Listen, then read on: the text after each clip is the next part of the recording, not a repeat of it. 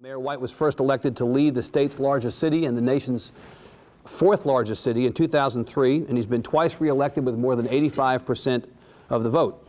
He ran that first time as a moderate with a business background, emphasizing calm and competence above all else, and he has lived up to his own billing.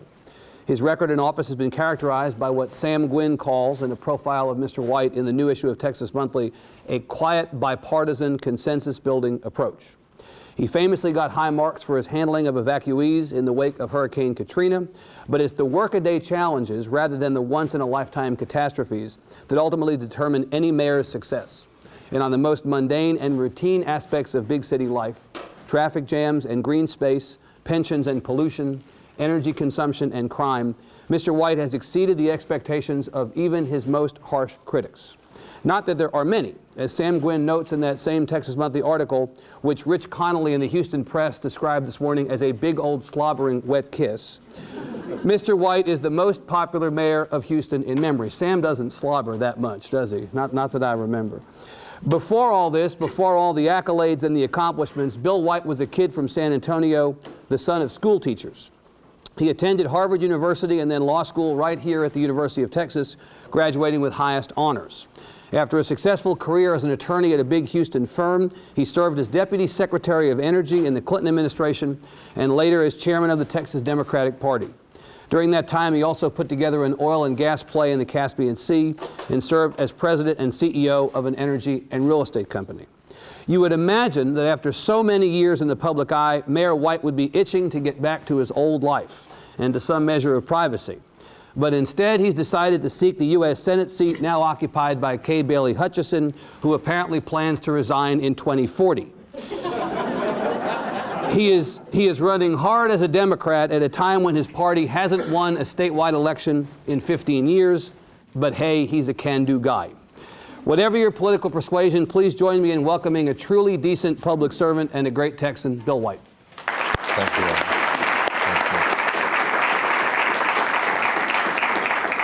Welcome, Mr. Mayor. It is still Mr. Mayor for a little while longer, That's isn't right, it? that's right. Do you have any pranks planned at the end there for your successor? Like if Miss Parker wins, you'll take all the P's off of your computer keyboards?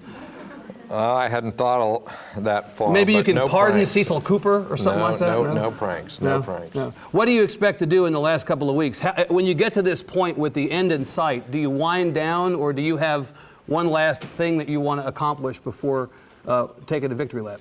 A great question, Evan. I mean, for the last several months, we've been going through things to-do lists and commitments that have been made and finding out what the status of each of those things is and trying to wrap what we committed to do up. Obviously, there's a lot of projects that are in progress. Yeah. And for those, we want to make sure there's good continuity. Mm-hmm. And I'm blessed because both of the people in the runoff are some of the principal pillars of what we've tried to accomplish in the administration, say that they want to finish things that we've begun. So you don't have, just to stay with the two potential successors, you don't have a horse in that race? No. So if Ms. Parker or Mr. Locke ended up as the next mayor of Houston, you would continue as a resident of that city unless you end up in a different city, hint, hint. You would be comfortable with either one as mayor of Houston? Oh, sure. They're both qualified in your mind, equally qualified?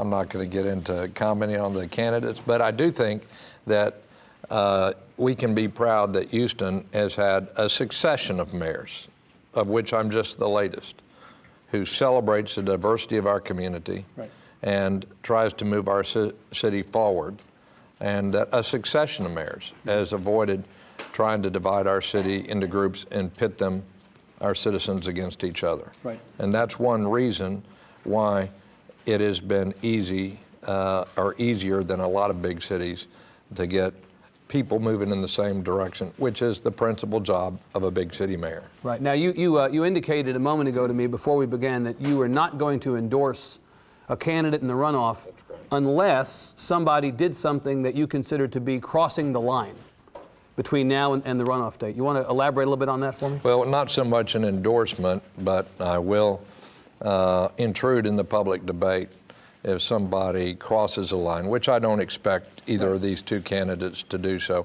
I took some of the same attitudes in a number of local races. And there was a time when there was a candidate in the last election cycle who ran a scurrilous, non-factual, negative ad accusing, in this case, a candidate for sheriff of something wrong, trying to make a youthful indiscretion a big deal for a hardworking public servant. And I said, you know, I'm going to come out strong unless you pull that ad down. It wasn't that the ad was factually wrong. It was just that you felt that it had no place in the debate. It had no place in the debate, and it insinuated things that were wrong. Right. And it had no place in the debate, insinuated it was really character assassination of a very low sort. And I said, I'm going to go up with my own ads unless you pull it down. And it was pulled down. You were successful. So let's go right to the heart of the potential for that in this runoff. Ms. Parker, who is one of the two remaining candidates for mayor, is a lesbian, is openly gay, and has in fact released not only her tax returns but her partner's tax returns to the nonprofit group Texas Watchdog. I believe Mr. Locke has not yet released his tax returns, and there's a whisper campaign going on in Houston about Ms. Parker's sexual orientation. Not that it's a secret, but that Mr. Locke's campaign may, through surrogates, resort to using her sexual orientation as a bludgeon against her in the runoff. Would that qualify if her sexual orientation is used by the Locke campaign or its surrogates against her? Would you then feel like you had to intrude in that race? The Locke campaign, yes, but when people say it's surrogates, you got to be careful, because I hear a lot of conspiracy theories in politics. There are a couple, that's right. And the same thing is if people, this could have been true, 15 years ago, if the fact that Mr. Locke was African American, if people made some overtly ethnic appeal or ethnic slander or campaign against somebody who's African American, I would feel the same way. But I believe that both of the campaigns understand that that would tend to backfire. And it's to a credit to the people of Houston, where we've come from and where we are now, and the climate of civic leadership that I've tried to nurture, that I believe it would be more of a backlash than a plus for any candidate to be associated with that. Would you have run for a fourth term if you were not prohibited from doing so? Probably not. No, you weren't going to pull a Mike Bloomberg on us and spend $100 million to get reelected? Yeah. Were you done in your own mind? Did you feel like 6 years was a sufficient amount of time to be mayor? Because obviously some cities do 2 terms, some cities have unlimited terms. Did it work for you? As a generic answer that would be applicable to a number of mayors, I think that 6 years, as opposed to maybe 8 or 10, something like that, is a little short a period of time, because a little short because there's major capital projects and other things. Just my judgment in getting a handle on all the issues involving city government, especially if somebody had no city government experience. For me personally, I tend to be somebody who works hard and is demanding on myself and sometimes others. And I think that people in public life, particularly in executive positions, tend to get stale after a while, or they tend to, think they know everything. So I think it was just right amount of time for me, and I can speak personally. So there's been no period in this last term where you felt like you were marking time until the end, kind of like one of those prisoners in a movie checking X's off on days. You were actually still as energized toward the end here as you were at the beginning. Absolutely. And, we've accomplished a tremendous amount so far. And I'm going to be working until the last day on the job, just because that's what I was hired to do. Right. Why did you want to be mayor to begin with? You had had a successful career in business. You had made a little bit of money. You'd worked in politics at the party level. You'd obviously worked in Washington in an appointed position that was, pretty high up in government. For some people, being mayor is a grind. People would consider being mayor of a big city with all the problems of a big city, never enough resources, never enough time, to be something that they would avoid doing, but you ran toward it. Why was that? Well, I'll tell you, I had been involved in some issues involving civic leadership, trying to get more green space and trying to reduce the pollution, as well as a number of other things within the community, trying to get more health clinics. That was another one. And I always felt a little frustrated that I knew what the answer was, but it was hard to get it through. Inertia isn't just a law of physics. And so if you have your hands on the steering wheel in a strong mayor form of government, you can make a pretty sharp turn, and it doesn't need to be something that occurs, it fits and starts. Frankly, though, it had not crossed my mind, because I'd been involved in federal issues. I enjoyed running businesses. I love that. I wasn't bored until there were groups of citizens, very diverse group of citizens, shortly after the election preceding mine, who came to me and said, "You need to run for mayor." And then they laid out a case. And I was a pretty hard sell for quite a while. So you had to be persuaded. I had to be persuaded. Right. What was the concern on your part about running or about serving? What made you need to be persuaded?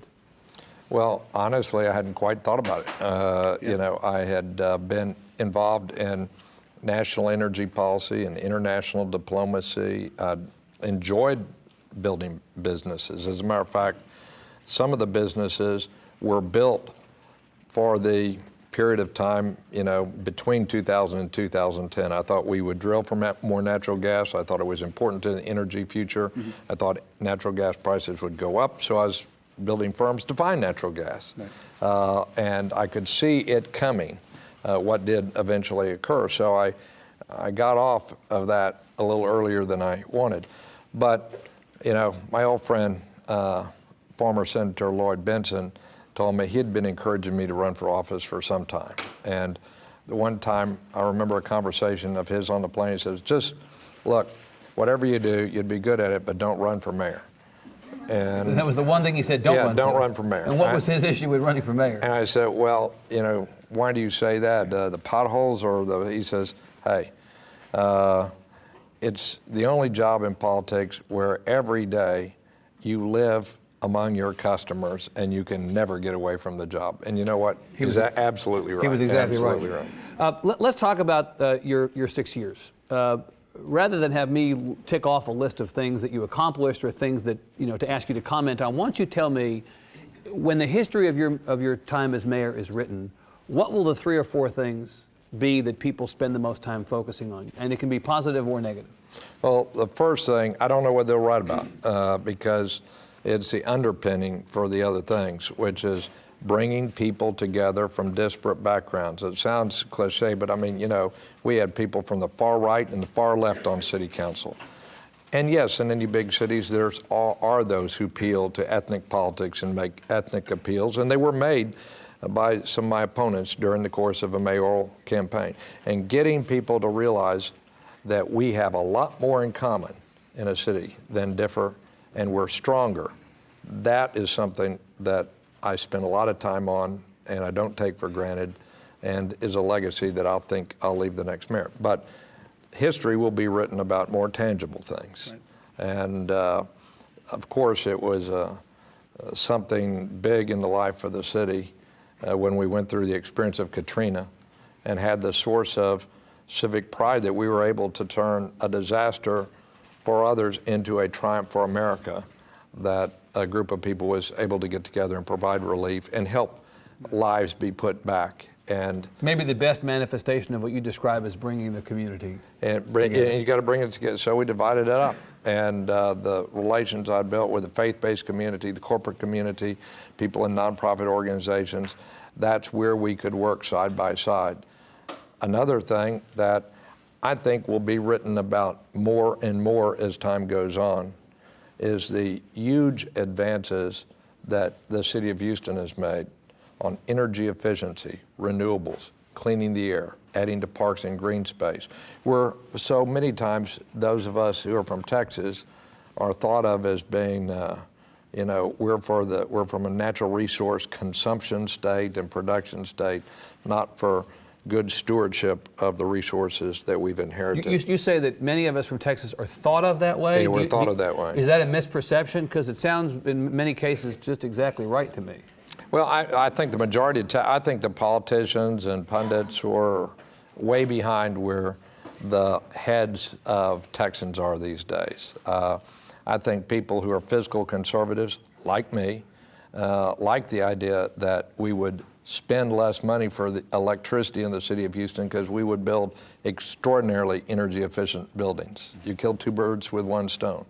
The idea of energy efficiency in residences, if everybody can have a good quality of life and use less, who wants to pay for a big new coal-fired power plant? It doesn't come for free.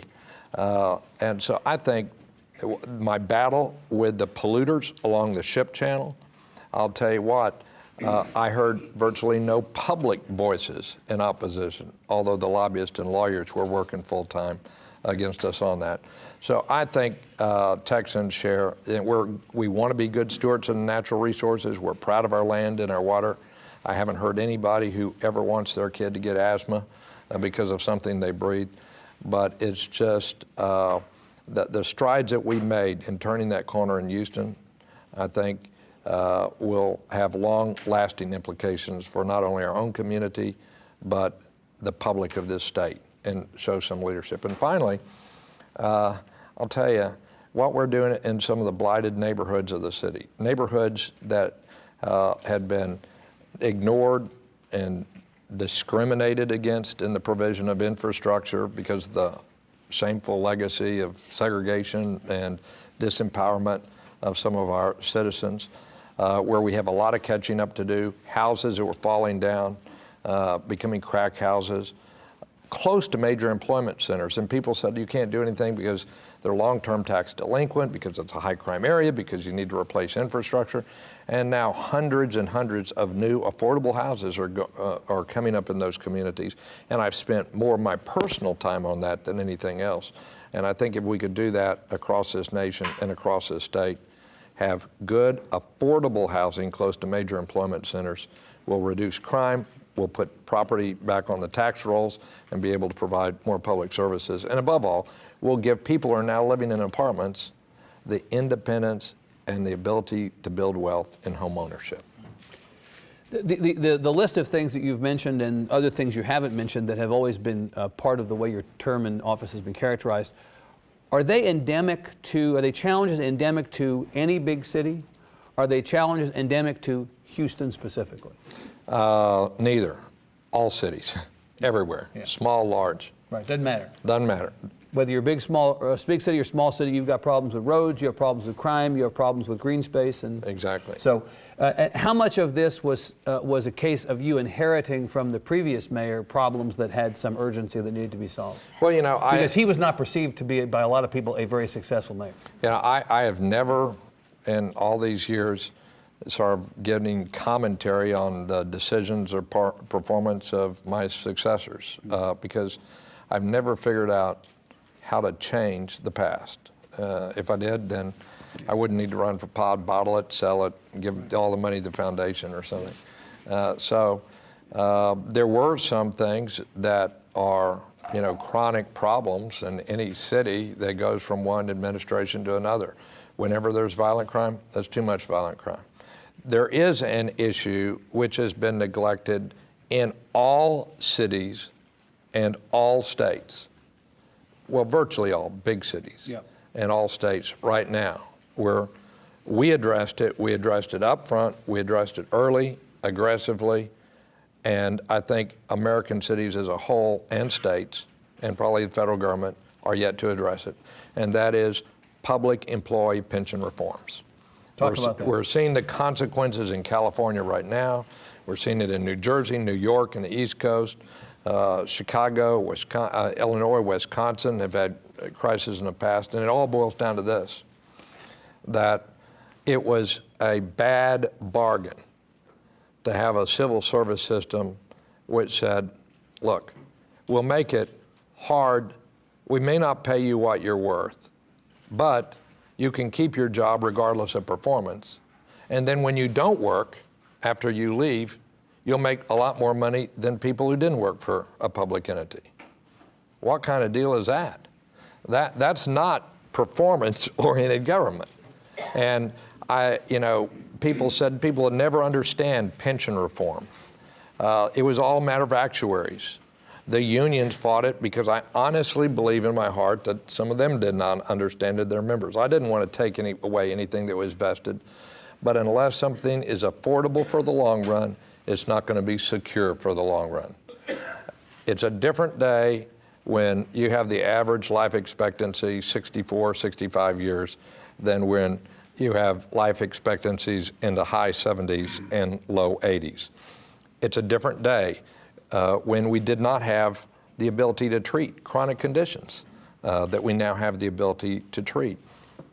And so we got to adjust these pension systems to make sure that public entities are not paying more for their retirees than they're paying for their active duty personnel. Otherwise, we'll become like General Motors. You see, General Motors is paying more in some instances for retirees than for people making the cars. Right, yeah. And then what happens? What happens? If you do it within a city or a state that has that problem, the jobs will move to a place that doesn't have that problem. And I don't want to see that happen. So as a result, we took far-reaching pension reforms, and I'm very proud of that. But that behavior very quickly becomes institutionalized, doesn't it? Because once the people who go through a system and retire and are paid generously by whomever realize that this is coming to them, they don't like to give that up very easily. So don't you endanger support for not only that issue but other issues by ticking off those people who feel like, well, wait a minute, the people who came before me got these generous pensions, why shouldn't I get mine? Maybe, but I mean, you're not, if you try to please everybody, you're not ever going to do anything. But what you try to do is you do what makes sense. And what I said on my public discussion about this, which again, people said, people will never understand this. And it was pretty simple. I'd like to pay people more to perform and less not to work.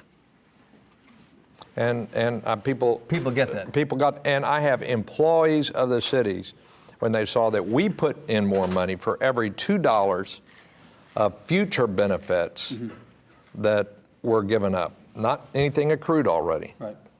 In some cases, like police, we had to start a brand new system for new hires. But for $2 you put in, I'll put $1 in of additional assets.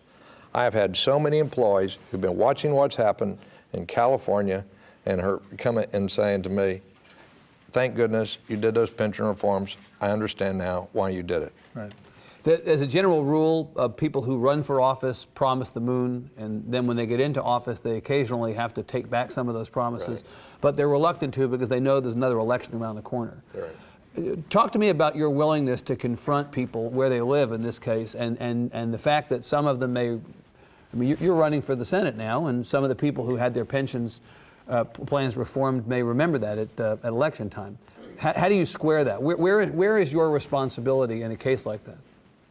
The public interest. Yeah. Do you not think about Bill White's interest at any turn? You'd be the only person in the world who didn't in a case like that. No, and this is what I think. I think that I'd like to be the person to prove that good government can be good politics. And right now, Texans are hungry for that. Government's got a bad rap. That's a pretty big rock to push uphill. I mean, people, they have all these, they create these large expectations, larger than what they can deliver. And there's too many people who confuse the photo op or the press conference or the speech for the solution or the results. There's too many sound bites, not enough solutions. There's a difference between landing on an aircraft carrier and declaring victory and victory, okay?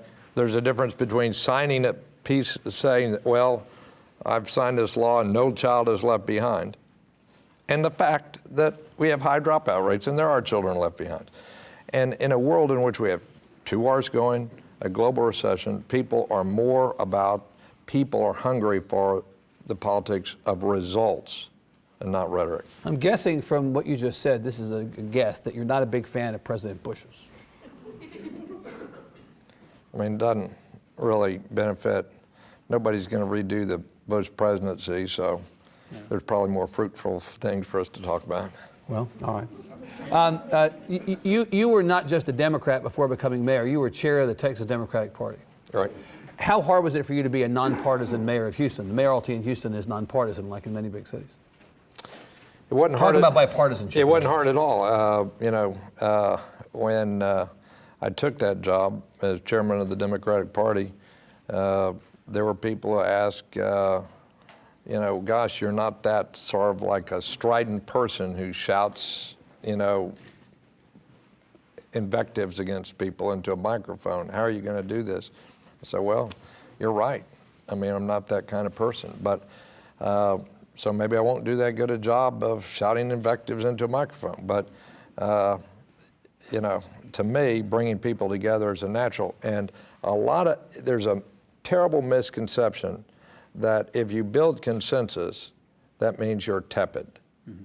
And I will tell you on what we've done on pollution, on energy efficiency, on going in and reviving blighted neighborhoods, on pension reform. If you build consensus on something that makes a lot of sense, then you can be bold because it's harder for people to stop you and frustrate you. Because those within the career bureaucracy knew that I had widespread bipartisan support within the community and on my city council, we could do things differently and in the past, and they could know that if I said, listen, if you have a different approach, then you could, leave our employment, that I could back that up. To this question of nonpartisan mayoralty and bipartisan consensus building and everything else, let me ask you a question that may seem obvious, but it would be helpful to have you answer Sure. it, which is, why are you a Democrat? Because when I was young, and that time when we start identifying with this or that party or beliefs, was right in the heart of the civil rights battle and movement. I remember the first time that I went sort of door to door. I was 10 years old. It was in San Antonio, and it was for Lyndon Johnson. And I could remember the first rude neighbor that I got, who had some views. Now, with the benefit of hindsight, for many people who are more libertarian conservatives, I'll say Barry Goldwater looks pretty good these days. But I felt that was a cause of our time and was essential to who we as an American people were. And if you looked at, call it the Nixon strategy or state rights strategy, the political realignment, the party whose primary I now vote in, I think was on the right side of history, and the other party decided that they wanted to slow down the ultimate vindication of what our Declaration of Independence had promised. So, and you believe that party that you primary voted in then, this is still the party as the party is constituted and constructed today. You are unambivalent about your support of the Democratic Party.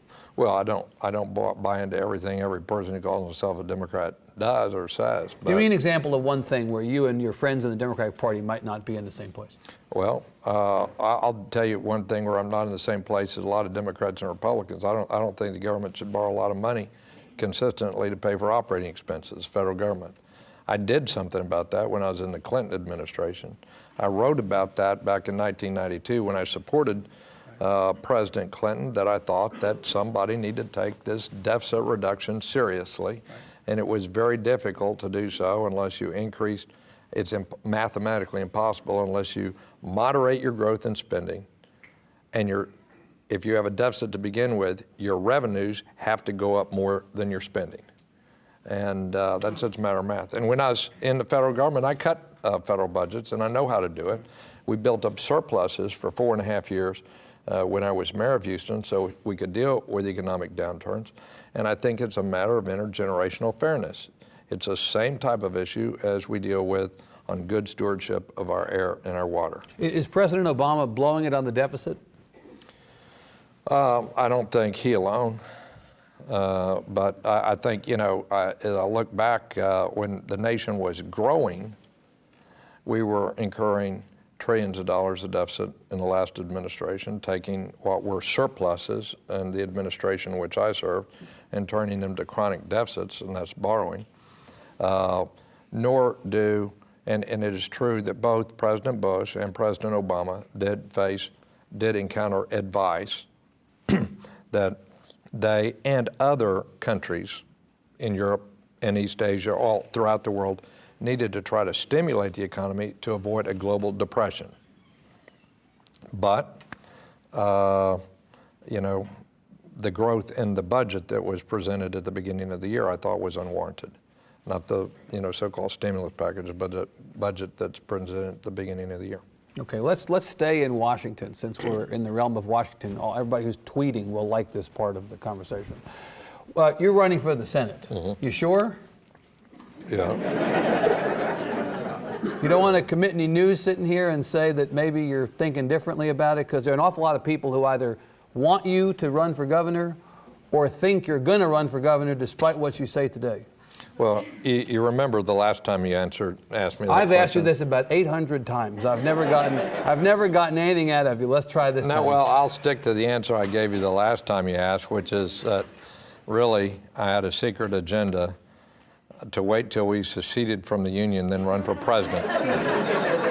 It was funnier back when it was secession time, though. In all seriousness, so there are people who say, well, let me ask, before I get into the governor thing, let me ask you to say in front of everybody, why are you running for the United States Senate? Look, Clearly it was a I'm decision. running for the Senate because I think we need a voice in D.C. that'll just do what's right for Texas and not for one wing of one party. And I think we need a voice in our state that represents a public interest, somebody trying to represent all Texans, the values of our state, not some other state, rather than a special interest group. And we need that right now. So, you know, that's why we need to reduce the deficit. We need to, you know, wean our dependence on foreign oil and have more sustainable energy policies.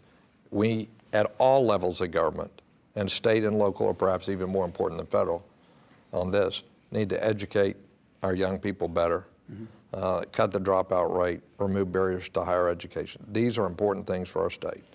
And just to keep ahead of you, you know, governorship is important too, but, you know, there's only one of me. But your background is in executive leadership. Whether it's been CEO of a company or mayor of Houston, you have been a politician whose hallmark has been executive leadership. Being one of 100 in the Senate or one of 535 in Congress does not play to that particular strength, whereas being governor of a state, even in a weak governor state, it's all about executive leadership. How does that square? Oh my God, goodness, nobody's ever said that to me before. Oh, well. You want to talk about secession again? Come on. I got to process it. Yeah. I mean, you know, I think you need people who are making laws who have been responsible for implementing laws. Otherwise, it's a disaster. People can, well, you're reading in the newspaper these days about all the things, tax incentives of the IRS, where the IRS has got it wrong a lot of times just because there are so many incentives built in. They sent checks that they weren't supposed to send. They didn't send the checks they were supposed to send. Same thing, I don't care anything from military operations to making sure that stimulus funds get into the hands of people who can spend them and are spent within the time periods. You need to have had some operating experience in order to do that. But, you know, I'm not going to get into this and that. It's important the state have a governor as a leader too. So, you know, I can only run for one thing at a time. Is there no circumstance that you can imagine, none at all, in which you would move over from the Senate race to the governor's race? Well, certainly if they change the Constitution to make it so that senators serve for life and they grandfathered current people. No, you know, I really don't gauge in hypotheticals. I'm sorry. So you are not running for governor, conclusive? I'm running. I mean, the papers I filed legally say I'm running for senator. That's what I'm doing. Okay. Let's pretend that you are. Let's pretend that you are in that case Senator White. Yeah. Okay, Senator White. You have a health care bill that is about to come before you and your colleagues. Do you support a public option? I have reservations about a public option, but I do think there's a lot of good that's in the AUCUS bill, and I do think we need to pass legislation that contains health care costs. I think both those who are knowledgeable in both the House and Senate, when you press the thing that is called the public option, or that was called the public option at the beginning, which is a nonprofit plan in which it would be sustained by premium income that would cover the same costs of the system that would be currently covered by nonprofit and for-profit plans. I do not think there would be many people for whom that would be a real option. It wouldn't cut the number of uninsured, compared, for example, to what we've done and now we've instituted within Houston and Harris County that I've advocated for years. Talk about that. See, we have a problem here in that we have these comprehensive health plans that are priced very high, $1,000 a month for a family of 4 for a lot of small businesses. And if you can't afford that, then you have nothing. And it's the emergency room if you get in trouble. Imagine if you could buy a new car or you could walk. What we need is a product that would be affordable for the employee, employer, and when we do the math and look at the actuarial analysis, it does require some amount of a public contribution to that, which I think is affordable in light of the avoided cost. We call it 3-share. So for example, for a family of 4, with a $120 a month contribution by the employer, about $78 a month for the employee, and a little less by a private contribution or a public contribution, we can cover over 80% of the healthcare needs of the population, including all the primary healthcare needs. Now, you don't cover 3 months in MD Anderson, so it doesn't the highest end major medical. That ought to be a separate product, and there ought to be a plan for dealing with that. But the kind of thing that I described, it could be offered by a public entity, which is right now, we've started offering it through a public entity, or it could be our for-profit plan. But there you are addressing the problem, which is affordability for the small business, so you have more and more people who can get group health insurance. So you would or would not support the bill that it appears is going to come before the Senate right now?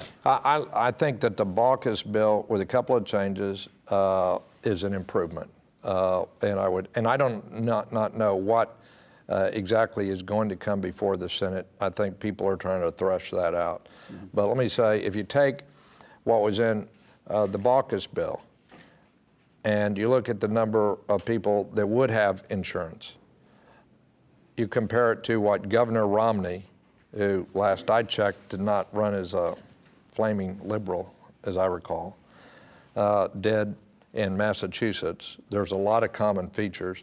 And finally, if you go back to what the Greater Houston Partnership, which is an umbrella business organization of 150 businesses who convened a health care task force at the request of me and the county judge, headed by Rob Mosbecker and with people on my team in the medical center.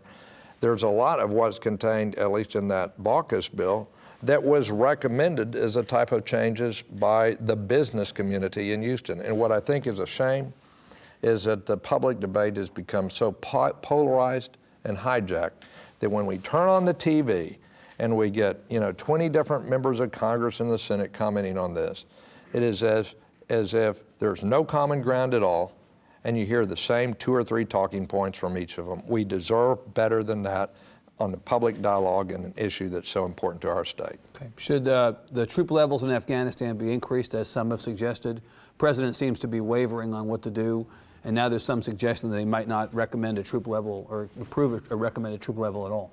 Yeah, my view is, well, the first thing is, just to give you a sense over the long run, I'd tend to give a lot of weight and views both to the commander-in-chief and to the theater commander. And so we'll see where the president goes out. But they seem to be in conflict, though. Well, no, President Obama hadn't made his decision. Certainly the 3-star general who's now currently the ambassador in Afghanistan, who knows the region extensively, has a different view than General McChrystal. And those 2 of them talk, by the way, and respect each other.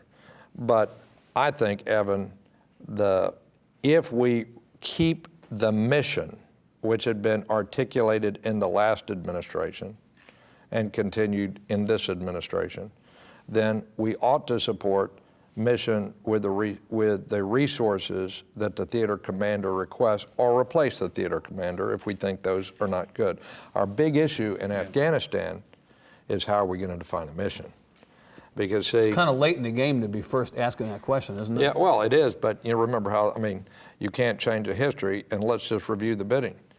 most of us, I even wrote, in the Chronicle before any announcement, right after 9/11, that, and actually before 9/11, I had written that we needed to I had an editorial, we need to retool our military so that they could respond to terrorist activities such as those activities posed by the Taliban. This is back in 2000, I wrote that.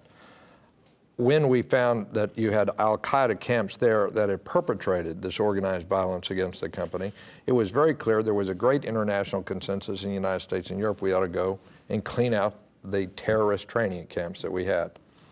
But then you had a number of people, and they were in both parties, who said, oh, in addition to that, we need to replace the host regime, the Taliban.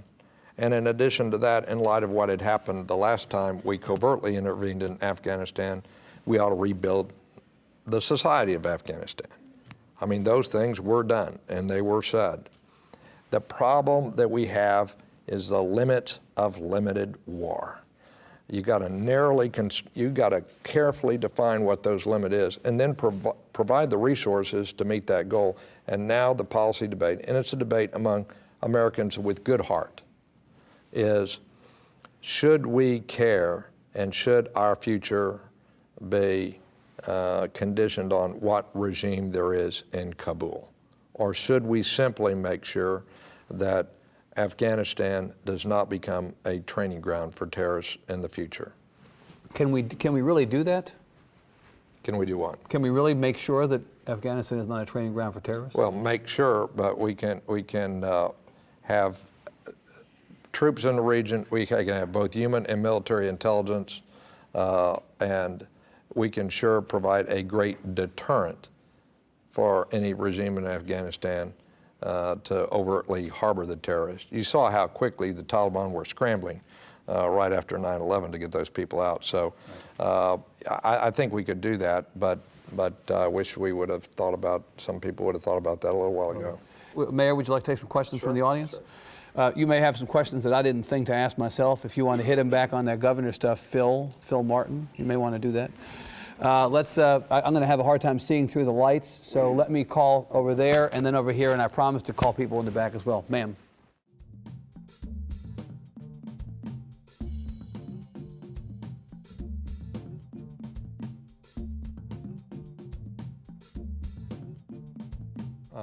A great question about the job creation measures. I think as we revitalize our economy for the short run, we can't forget the long run. I'm much more concerned about long run American competitiveness than I am on how much employment we had just in 1 month. And so to keep our eye on those three things, I think we need a tax structure that encourages exports. I think we need to have a dollar that is not constantly undermined by this unacceptable dependence on foreign oil. I think we need to do a better job of managing the federal debt. And above all, we need to educate our people and train and retrain our workforce better. And if you don't keep your eye on that over 10 or 20 years, regardless of whatever stimulus you pass, you're going to be behind. And you're going to see when we do come out of recessions that you'll have a chronically high residual unemployment rate. Are you pro-stimulus or anti-stimulus, by the way, as far as this conversation goes? In what, I mean, Frank, and what do you mean? In what Well, what I mean circumstance? is that very possibly at the first of the year or after the first of the year, the president may come back to Congress and ask for a second stimulus. If he does that, I'm against it, period. You are against it? I mean, if he comes back. The issue, a lot of people have benefit of hindsight about what happened when the chairman of the Fed told both presidents, you better stimulate the economy, otherwise we're going into depression. But there comes a point, but I'll tell you what I'm adamantly opposed to.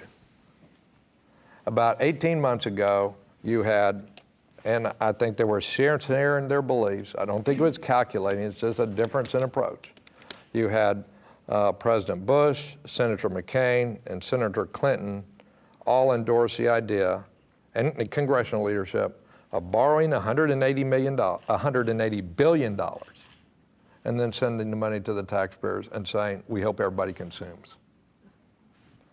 I think that is if you have an economic crisis brought on by excessive debt and not enough saving, and people cut back their consumption, it is not a good long-term policy to borrow more money and tell people to spend it on consumer goods.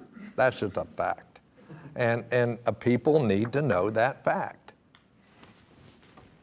Here, and then in the back, and then to the side. Ma'am. Yes.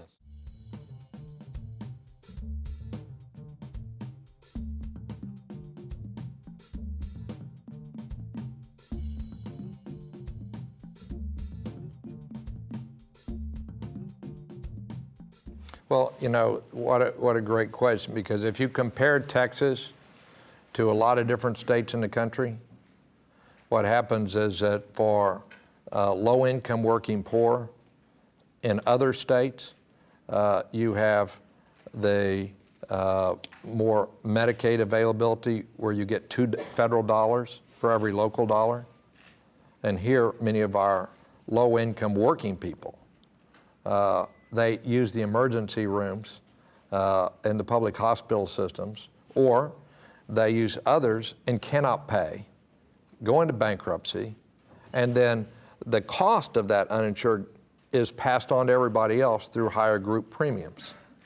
So Texas has not done a good job of getting our fair share of the federal dollars, which we pay as taxpayers, coming back to this state to defray the cost of the working people who just don't have access to group health insurance. Up at the top and then the side.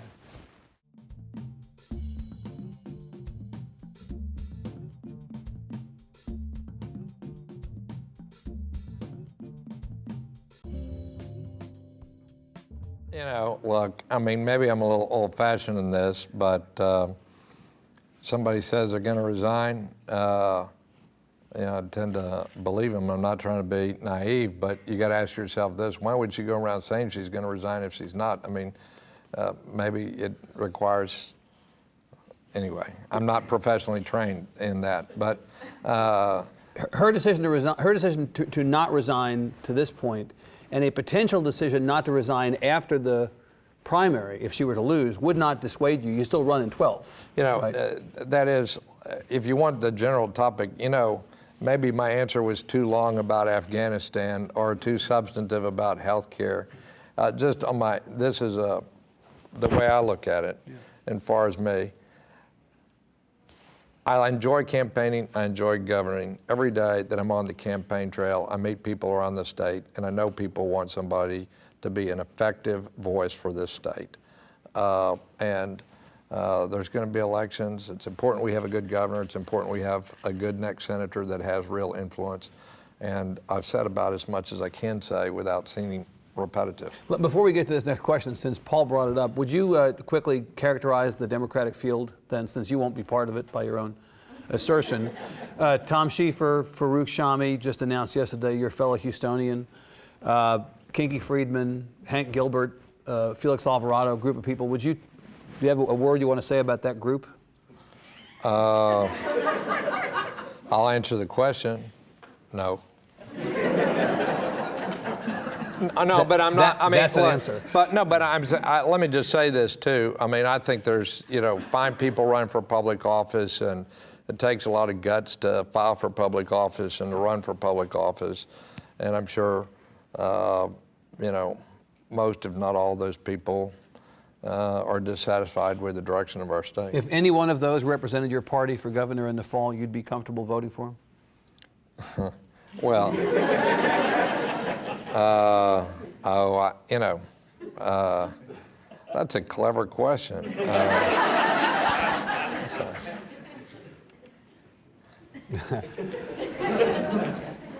Ma'am?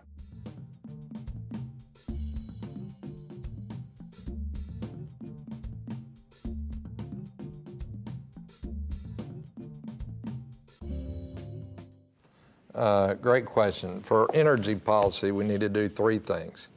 And you will reduce both consumer prices and carbon emissions if you do these three things in the right sequence. One, greatly improve the efficiency of fuel efficiency in vehicle use, right?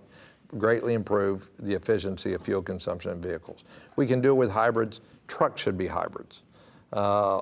We ought to have more aggressive, and with that alone, if we move to better fuel economy standards, legislation that created the original fuel economy standards I worked on 34 years ago as a legislative assistant, we could cut our oil imports by 4 million barrels a day in this country and really prevent oil from being soaring up to, over $100 a barrel for a long time. Two, we need to use energy more efficiently in our buildings. And we could do that. If you looked at what we've done in Houston, it can be done. And that way we wouldn't need a lot of big new power plants for a long time within this country. And number three, we got to take the types of power plants that we currently have to produce electricity and replace some of those coal-fired plants with cleaner fuels. In the next 10 years, that means natural gas and renewables. And then after that point, depending on the economics, and the economics in turn depends on the siting of the decision, it may be nuclear. But it shouldn't be just as a mandate. I mean, it should depend in part on the economics and on the siting of the plants. We have time for about 5 minutes. Well, let's take a couple more. I'd like to take a couple from that side. I'm having a hard time seeing. Ma'am, right there, and then we'll try to go behind you. Yeah.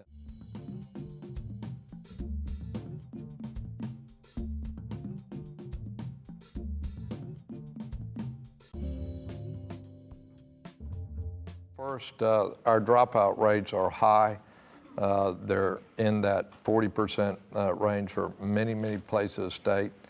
And any journalism student or reporter, there's an easy way to get at it, which is go through and look at the number of freshmen in the high schools over a period of time and the number of graduating seniors.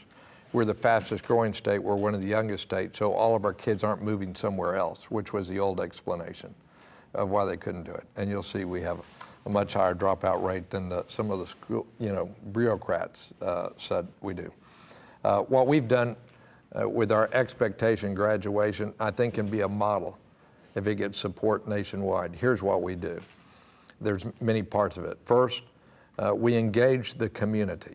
It just can't be the teacher alone that finds out what happens when a young person doesn't come back to school. Look, if there's a high school football game and somebody's hit on the field and somebody's knee is torn up, all of us, including parent of an athlete, I'm there, rising on the stands. We're hoping and praying that the young person gets back up and that she, an ambulance arrives to take her away, quickly, and we applaud. It's an emergency. Yeah, it is an emergency but when a young person doesn't show up for school, 2 or 3 days in a row, no explanation. Where did the alarm bells go off? Where's the ambulance that shows up? And yet that has far more long-term consequences for not only that person, but society as a whole, compared to whether somebody has torn a knee up. You know what I'm saying? And I think then, so what we do, and it started small, but now it's big, is at the beginning of every school year, if kids have not come back, my wife and I, and we have 1,500 citizens with us, civic leaders, clergy, and the bishop in Corpus Christi, when we started it there, was with a knock on the door and bring the young person back into school if we can, talk to the parents, get their commitment. And what we found from that experience is you need certain programs. I'll give you 3 to keep them in school. For some of your young mothers, there needs to be nurseries. For some people who need to work, if it's part-time, you need jobs within the vicinity of the school that they could do after school. Or for some of those kids, we need flexible working hours in the school where they can take that job in the afternoon and come back and make up those courses at night. We got to recognize that there's a problem. We do it with the community colleges. We have to realize that there's some people who must have that extra paycheck in order to make the ends meet at their house. And then you have those who've gotten way behind. And if you doubt that we can do it and bring them up, then you should have seen what we did during Katrina. We had 25,000 people come to our schools. We tested them. The median, Evan, was 18 months behind the grade level of folks we had in Houston schools. It wasn't genetic. It wasn't that they were dumb kids. It wasn't that every kid was 18 months behind, but they had lower. So within 18 months of that, largely with private funding that I raised, supplementing some commitments by the school district, no extra money from the feds, I'll tell you, even though it was promised. We brought them up to there was no statistical difference. And you know how we did it? You know how we did it? It wasn't some innovative new program. Tutoring and summer school. Have you heard of those? You can bring kids up to grade level. Those are some of the things that we can do. And then the high at risk, we need to start early. We started something, I started it, called Summer Opportunity Sessions based on a Brookings study where after second grade, if kids want to come to school and learn hands-on science and reading programs and supplement, a lot of the parents are working. They don't mind the kids going to the elementary school. And it offsets what's called summer learning loss that any elementary school will tell you about. It takes up through September to get to where they were in reading and math. These kids came back kids from very low-income schools, and they were better than they were when they left school May, and this is even better. We went back and resurveyed the next April. We've done this now 3 straight years. Surveyed the next April, and these kids, compared to their prior performance and their control group, went from 40% of the national percentile average to 60% with 5 intensive weeks in summer school. Why can't we do that throughout this country and throughout this state? We could. Take one last one, and then we're going to have to wrap it up. Sir.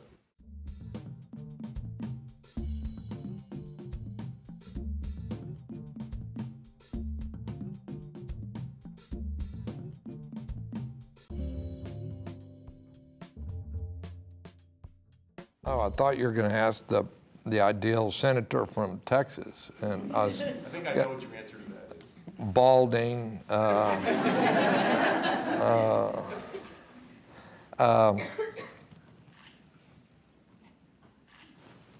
don't know. If you want to say, how will somebody misconstrue this? I'm a Texan. This is what our governor should be. Forget the politics of it. The governor should be a leader and not a follower. A governor should be somebody who decides that, they're not a protester. They're not on the outside.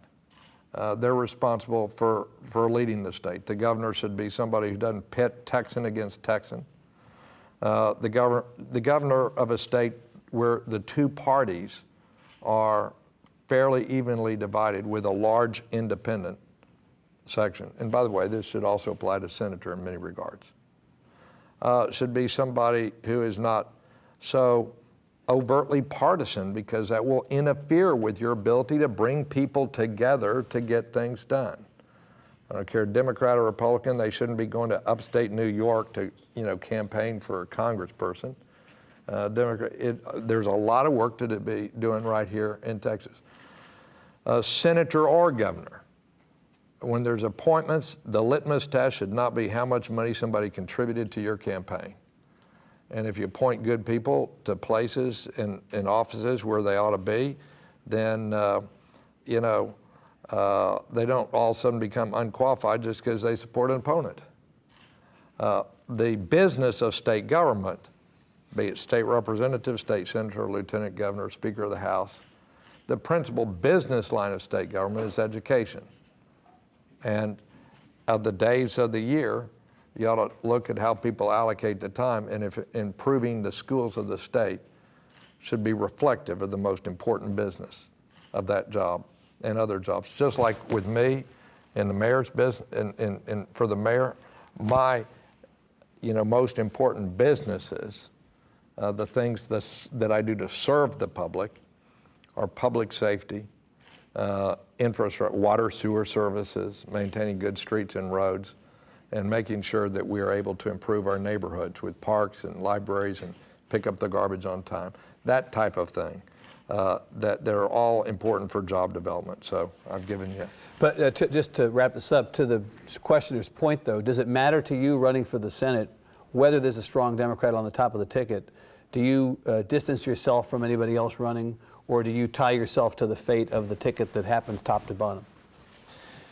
You know, I'm really not sure what operationally that means that is. I'm not one of these people who decide that I'm going to have my picture not taken with somebody or shy away because somebody will frame it and send it on YouTube, you know, or whatever. I mean, my goodness, I have my picture taken with almost anybody who wants to take a picture with me, if I have time. You know, so I'm not one of. I'm not a good schemer. Okay, in other words, but. Well, then you'd be a lousy governor after all. But I'll run based on who I am and what Texans are, not based on, you know, what somebody else wants to do. Right? That's the best I can say. Well, I'll tell you what you are, Mayor White. You're a good sport because you put up with this for an hour and you didn't crack, and I appreciate it. And I know how much we all appreciate the fact that your schedule is very busy. You spent time with us. We thank you very much. Regardless whether you win, we wish you good luck and thank you for your service to Texas. Thank you very much. Thank you. Appreciate it.